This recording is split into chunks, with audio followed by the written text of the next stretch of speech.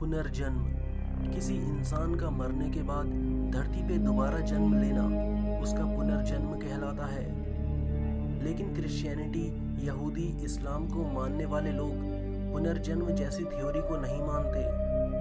वहीं दूसरी तरफ सनातन धर्म और इससे जन्मे बौद्ध और जैन धर्म इसमें विश्वास रखते हैं। अगर आप वैज्ञानिकों की माने तो वो भी इस पे विश्वास नहीं करते।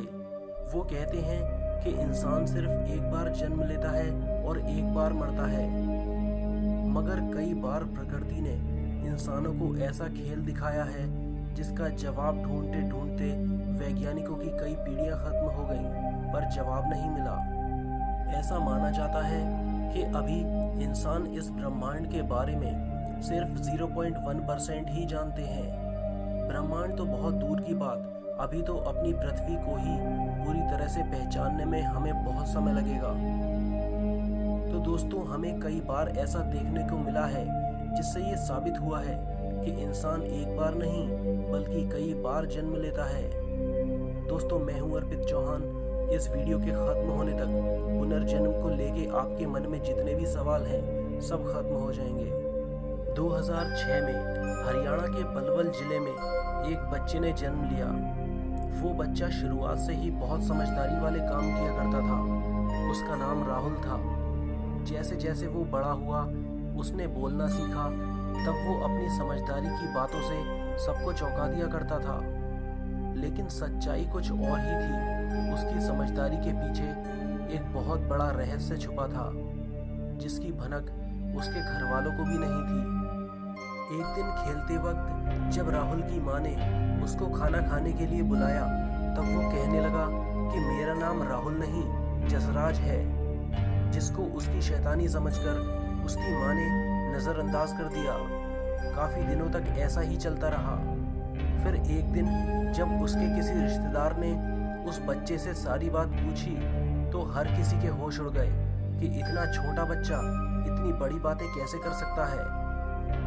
राहुल ने उससे कहा था कि उसका नाम जसराज था, जिसकी एक एक्सीडेंट में मौत हो गई थी और उसका घर ये नहीं बल्कि बासवा नाम के किसी गांव में है और उसकी एक पत्नी और 3 बच्चे भी हैं। राहुल के घर वाले उसकी ये बात सुन के बहुत घबरा गए और उन्होंने राहुल को बहुत डांटा और समझाया भी, लेकिन डांटने से सच्चाई नहीं बदलती।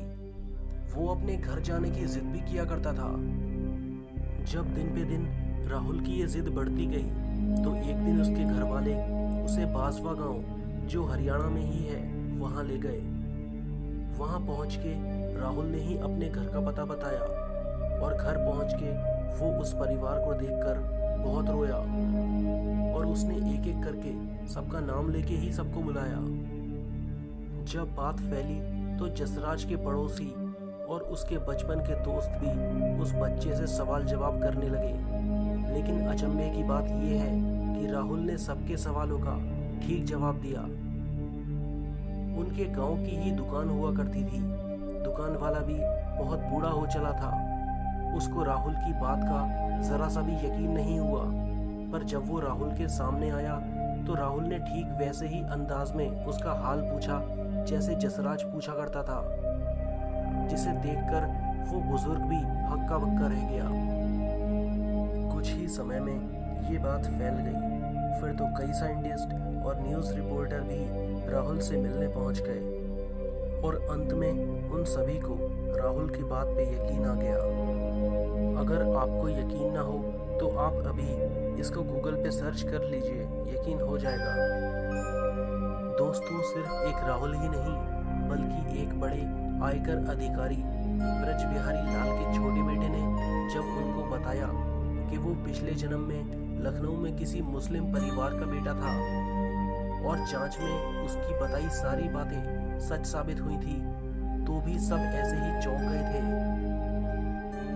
अब दोस्तों, फरारी को तो सब जानते ही हैं, कार की बहुत बड़ी कंपनी। फरारी कंपनी के मालिक एंजो फरारी 1988 में मर गए थे और उसी साल यानी 1988 में ही उनका पुनर्जन्म हुआ था और वो बच्चा बड़ा होके किसी कंपनी का मालिक नहीं बल्कि जर्मनी का बहुत बड़ा फुटबॉलर बना, जिसका नाम है मेसुट ओजिल। ये फोटो जो आप देख रहे हो, इसमें एक तरफ एंजो फरारी हैं और दूसरी तरफ मेसुट ओजिल।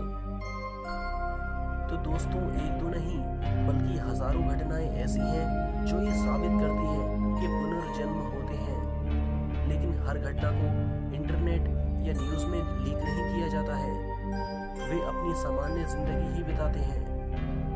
अब आपका पुनर्जन्म के बारे में क्या कहना है, कमेंट में ज़रूर बताएं और सब्सक्राइब कीजिए अगर वीडियो अच्छा लगा हो। और मैं हूँ अर्पित चौहान, नमस्कार।